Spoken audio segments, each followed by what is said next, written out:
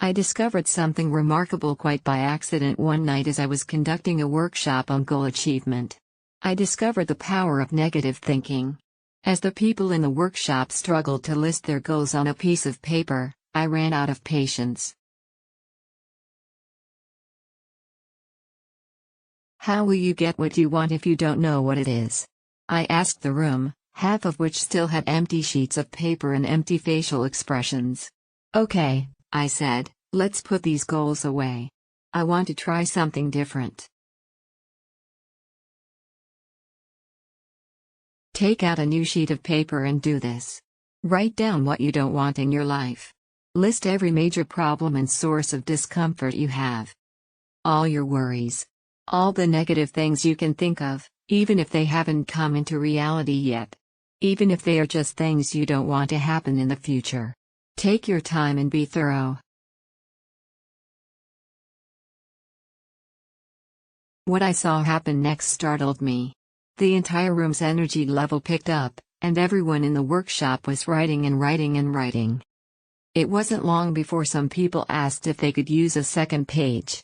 Something strange and electric was filling the air as people aired their fears and grievances.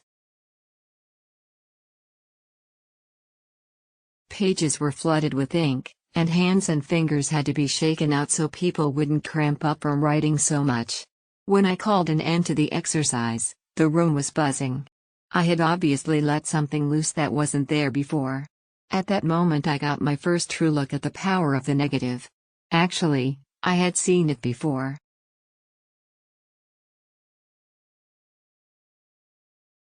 When I took the time to look back over my life, I realized that saying no was always a stronger stand to take than saying yes. Saying no is drawing a line in the sand. It is taking a stand. It is putting your foot down. It is passionate. It is powerful. Compared to saying no, saying yes is wobbly and wishy-washy. I said yes to 1,000 drinks of alcohol in my life. When the caveman drew the line in the dirt outside his cave and said no to the saber-toothed tiger, his family was finally safe. Saying no is powerful, because it comes from the deepest part of the soul. There are some things we just won't tolerate. Once we fully understand the power of those no's deep inside of us, we can use them to motivate ourselves like never before. In the workshop I was telling you about, once the people filled their papers up with what they didn't want, we got busy converting problems into goals. You don't want to go bankrupt? Then let's get a prosperity plan going. You don't want to weigh as much as your two best friends combined?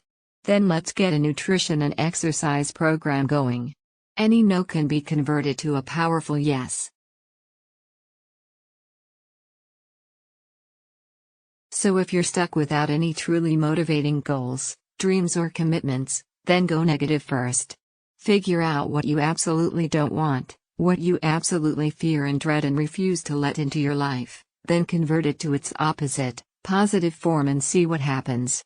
You'll be more motivated than you ever dreamed you could be.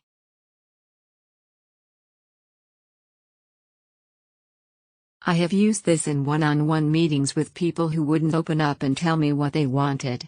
I simply asked them to tell me what they didn't want to have happen and we were off to the races.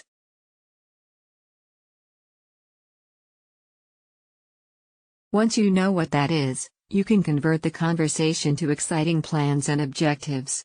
This explains why so many successful people had difficult upbringings, sometimes living in the harshest poverty.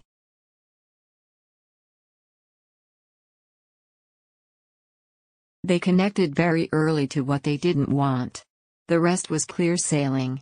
The next time you lack passion when thinking of what you want, try turning it around. Ask yourself what you absolutely don't want, and then feel the energy building in you to overcome that problem. That energy you're feeling is the deepest and most primal form of motivation.